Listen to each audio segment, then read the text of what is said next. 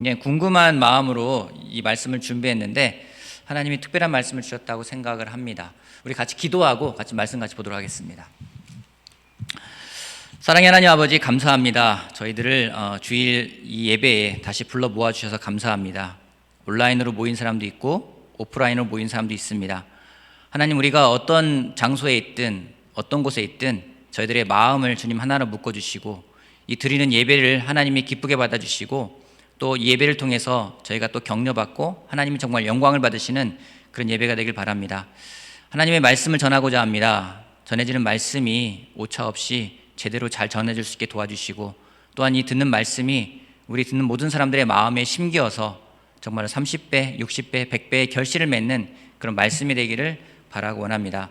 처음부터 끝까지 인도하시길 바라고 예수님의 이름으로 기도했습니다. 아멘. 여러분, 성경을 읽으면 좀 의문이 들거나 궁금한 부분들이 있지 않습니까? 어떤 부분은 성경 내용이 좀 어렵고 난해해서 이게 무슨 말씀일까? 라는 그런 궁금증이 들 때가 있기도 합니다. 특별히 더 궁금한 거는 하나님의 행하신 명확한 일이 있는데 그게 잘 이해가 되지 않을 때, 그때는 더 궁금한 마음이 많이 생깁니다. 왜 하나님이 꼭 그렇게 하셔야만 했는가? 라는 생각이 들 때가 있습니다. 오늘 같이 보게 될 이 아나니아와 삽비라 부부에게 하나님의 행하신 일이 그러한 궁금증을 유발하는 사건 중에 하나라고 생각을 합니다. 우리 사도행전 5장 말씀 같이 보도록 하겠습니다. 사도행전 5장 1절 말씀부터 11절 말씀까지 같이 보겠습니다. 사도행전 5장 1절에서 11절. 사도행전 5장 1절에서 11절까지 제가 읽어보겠습니다. 사도행전 5장 1절에서 11절. 그런데 아나니아라는 사람이 그의 아내 삽비라와 함께 소유를 팔아서 그 값의 얼마를 따로 떼어 놓았는데 그의 아내도 이것을 알고 있었다. 그는 떼어놓고 난 나머지를 가져다가 사도들의 발 앞에 놓았다. 그때 베드로가 이렇게 말하였다. 아나니아는 들으시오. 어찌하여 그대의 마음이 사탄에게 홀려서 그대가 성령을 속이고 땅값의 얼마를 몰래 떼어 놓았소. 그 땅은 팔리기 전에도 그대의 것이 아니었소. 또 팔린 뒤에도 그대 마음대로 할 수 있었던 것이 아니었소. 그런데 어찌하여 이런 일을 할 마음을 먹었소. 그대는 사람을 속인 것이 아니라 하나님을 속인 것이요. 아나니아는 이 말을 듣고 그 자리에서 쓰러져서 숨졌다. 이 소문을 듣는 사람들은 모두 크게 두려워하였다. 젊은이들이 일어나 그 시체를 싸서 메고 나가서 장사를 지냈다. 3시간쯤 지나서 아나니아의 아내가 그동안 일어난 일을 알지 못하고 들어왔다. 베드로가 그 여자에게 물었다. 그대들이 판 땅값이 이것뿐이요. 어디 말해보시오. 그 여자가 대답하였다. 예, 그것뿐입니다. 베드로가 그 여자에게 말하였다. 왜 그대들 내외는 서로 공모해서 주님의 영을 시험하려고 하였소. 보시오. 그대의 남편을 묻은 사람들의 발이 막 문에 다다랐으니 그들이 또 그대를 메고 나갈 것이오. 그러자 그 여자는 그 자리에서 베드로의 발 앞에 쓰러져서 숨졌다. 젊은이들이 들어와서 여자가 죽은 것을 보고서 메어다가 그 남편 곁에 묻었다. 온 교회와 이 사건을 듣는 사람들은 모두 크게 두려워하였다. 하나님은 땅을 팔아 일부를 헌금하면서 전부를 헌금한 것처럼 속였다고 한 부부를 죽이셨습니다. 여러분, 헌금하고 죽은 사람들이에요. 어떤 생각이 드십니까? 하나님 너무하신 거 아닌가? 생각이 들어옵니다. 거짓말을 했기 때문에 죽어야 한다면 이 세상에서 살아남은 사람은 몇 명이나 될 수 있을까요?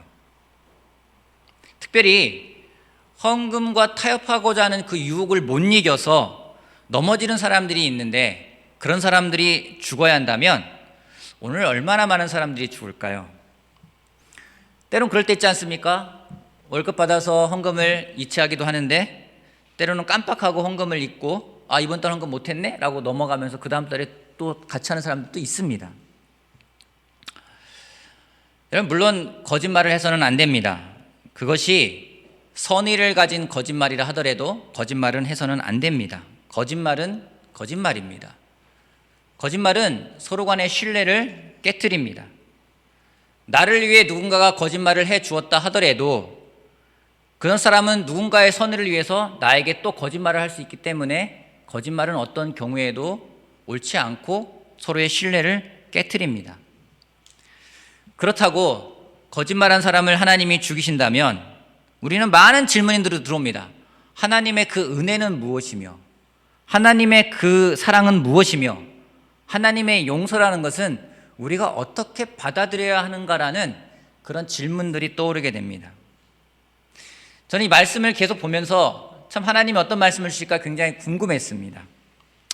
오늘 말씀은 단순히 어떤 거짓말을 하느냐 안 하느냐의 그 이슈를 넘어서 하나님이 정말 주시고자 하는 메시지에 더 관심을 갖기를 바란다는 생각이 들었습니다.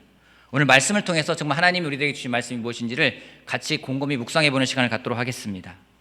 여러분, 먼저 아나니아와 삽비라는 왜 땅을 팔아서 헌금을 해야 되겠다라는 생각을 했을까요?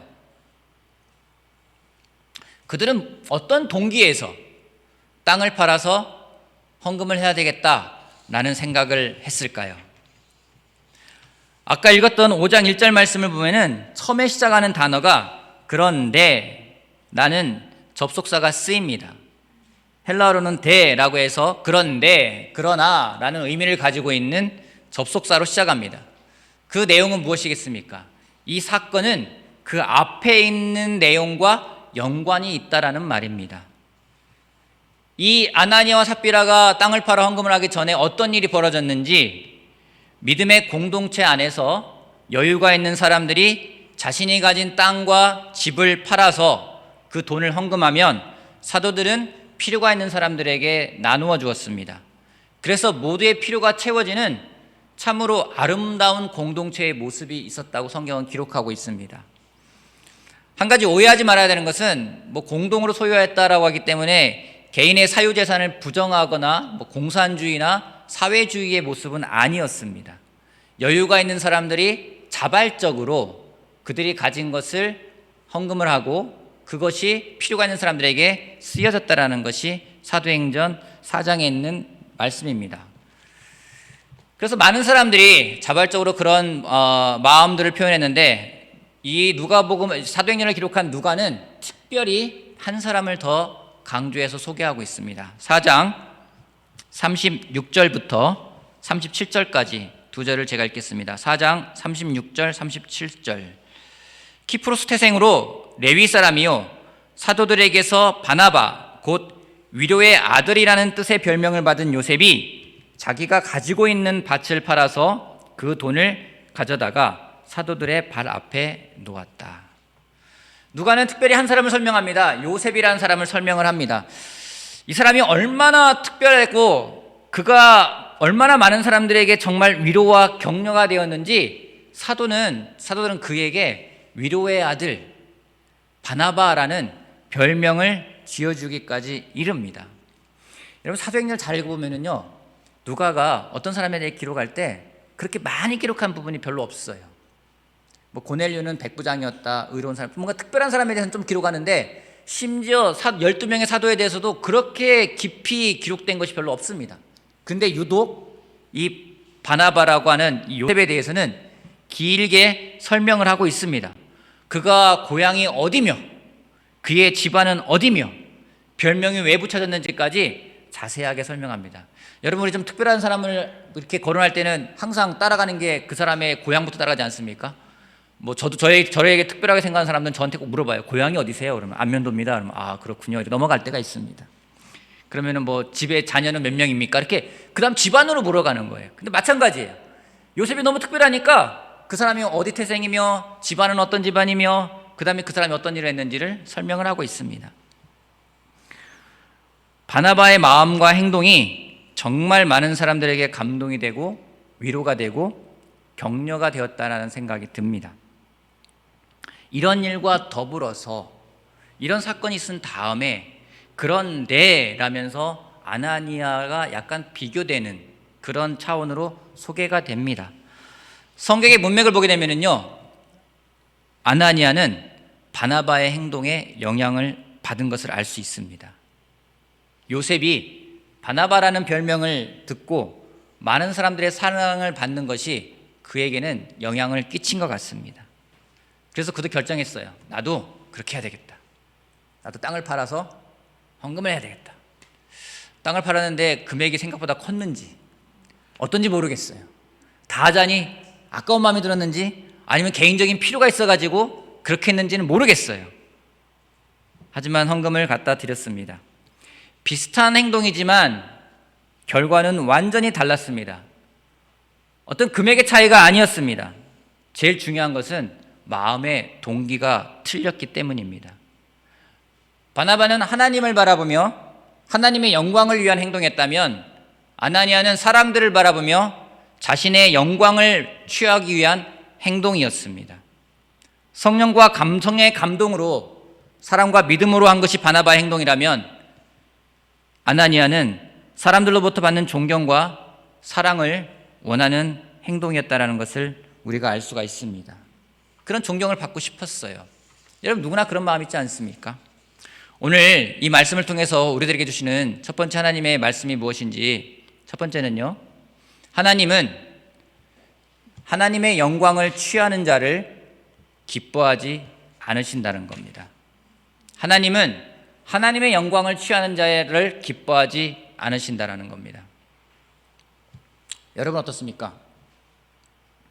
하나님의 영광을 여러분이 받고 싶을 때가 있지 않습니까? 연말이나 이럴 때 시상식을 보게 되면은 수상자가 나가서 하는 소감이 있습니다. 뭐 어떤 사람들은 여러 가지 말을 하는데 때로는 크리스찬이라고 하는 사람들은 올라가서 그런 얘기를 합니다. 뭐 영광을 하나님께 돌립니다라고 얘기를 해요. 여러분 그런 말을 들으면 어떤 생각이 듭니까? 저는 그런 말을 들으면 두 가지 생각이 들어와요. 진심일까? 아니면 립서비스일까? 그래서 저게 준비된 말일까? 아니면 진심으로 나오는 걸까? 라는 생각을 하게 됩니다. 만약에 이런 거잖아요. 내가 상을 받으면 앞에 나가서 먼저 하나님께 영광을 돌린다라고 말을 해야지 라고 생각했다 칩시다. 그럼 그 사람은 상을 받지 않으면 그런 말을 하지 않을 거 아니에요. 그럼 과연 그게 진심일지 아닐지는 잘 모르겠습니다.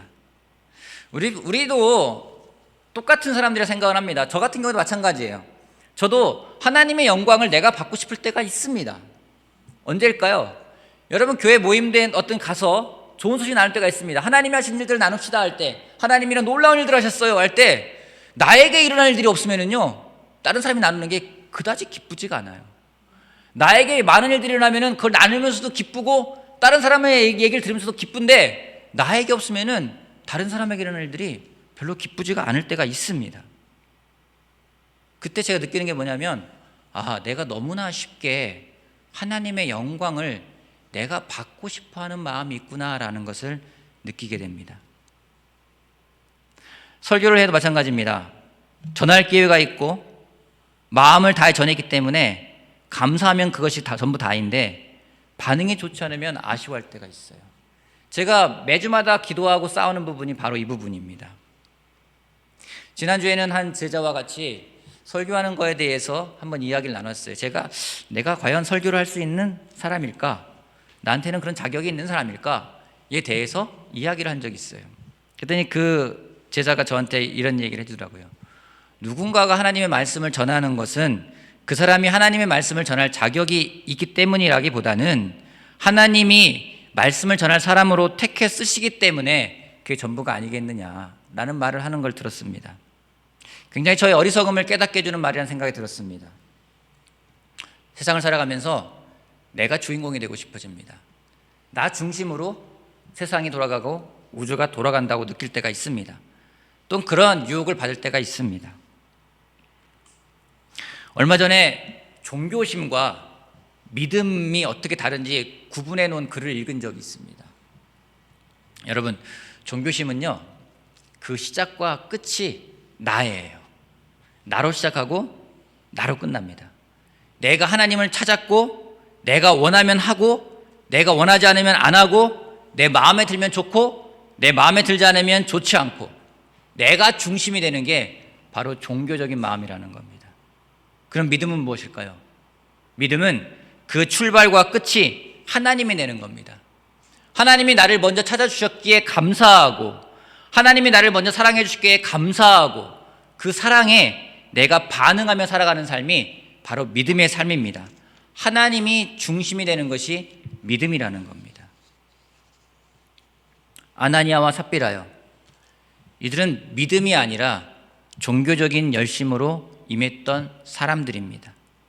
하나님이 영광을 받으시는 것이 기쁜 것이 아니라 자신이 그 영광을 받고 싶은 그 유혹에 그들의 마음은 기쁘지 않게 하나님께 나아가는 사람이었습니다. 하나님은 그것을 용납하지 않으셨습니다. 그럼 이런 질문이 생기죠. 왜 아나니아는 그런 마음이 생겼을까? 성경은 친절하게 그 이유도 설명하고 있습니다. 5장 3절 4절 다시 볼게요. 5장 3절 4절. 그때 베드로가 이렇게 말하였다. 아나니아는 들으시오. 어찌하여 그대의 마음이 사탄에게 홀려서 그대가 성령을 속이고 땅값의 얼마를 몰래 떼어놓았소. 그 땅은 팔리기 전에도 그대의 것이 아니었소? 팔린 뒤에도 그대의 마음대로 할 수 있었던 것이 아니었소? 그런데 어찌하여 이런 일을 할 마음을 먹었소? 그대는 사람을 속인 것이 아니라 하나님을 속인 것이요. 아나니아가 왜 그런 마음을 갖게 됐는지 베드로가 이야기하고 있습니다. 사탄에게 홀렸다라고 이야기를 해요.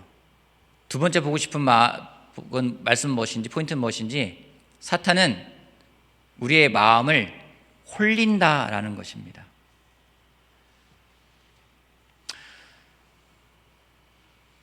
사탄에게 홀렸다. 다른 버전으로 보게 되면요, 이 부분을 뭐라고 하는지, 사탄이 가득 찼다, 사탄에게 마음을 뺏겼다라고 되어 있습니다. 이 뺏겼다, 가득 찼다라는 이 단어는 성령이 충만하다 할 때 그 충만하다라는 단어와 똑같은 단어를 쓰고 있습니다. 결국 아나니아는 사탄이 준 생각이 꽉 차 있었던 겁니다. 저는 빼앗긴다, 가득 찼다 보다도 이 홀린다라는 단어가 되게 마음에 와 닿았습니다. 홀린다는 게 뭐예요? 여우가 사람을 홀린다라는 말도 쓰잖아요. 홀린다가 뭡니까? 홀린다, 무엇의 유혹에 빠져 정신을 차리지 못하다. 여러분 그럴 때 있습니다. 정말 쟤 미친 거 아니야? 이렇게 들을 때 있잖아요. 저 정말 뭐에 미쳤구나, 저 홀렸구나, 이런 말들을 쓸 때가 있습니다. 여러분, 우리가 여기서 알아야 될 것은 사탄이 우리를 그렇게 공격한다는 거예요. 사탄은 우리의 마음을 빼앗기 위해서, 우리의 생각을 빼앗기 위해서 무엇인가를 심어줍니다. 근데 그 심어주는 것이 굉장히 작은 것들이에요. 큰 걸 심어주지 않습니다. 여러분, 음주운전 누가 할까요? 음주운전 여기서 뭐 해본 사람 없겠지만은 음주운전 누가 할까요? 뭐 여러분들 해보지 않았기 때문에 모르겠죠. 그죠? 저도 잘 모르지만 술 마셨을 때 나는 괜찮아 라고 하고 한 번 음주운전을 했는데 집에까지 아무 일 없이 갔어요. 그 사람은 다음에 또 가요. 그죠? 그죠? 혹시 방송을 들으면서 찔리신 분들은 회개하시기 바랍니다. 절대로 하면 안 되는 행동이에요. 사탄이 그렇게 시험을 하는 거예요. 우리한테 와가지고 큰 죄로 우리를 유혹하지 않습니다. 아주 작은 것에서 시작됩니다.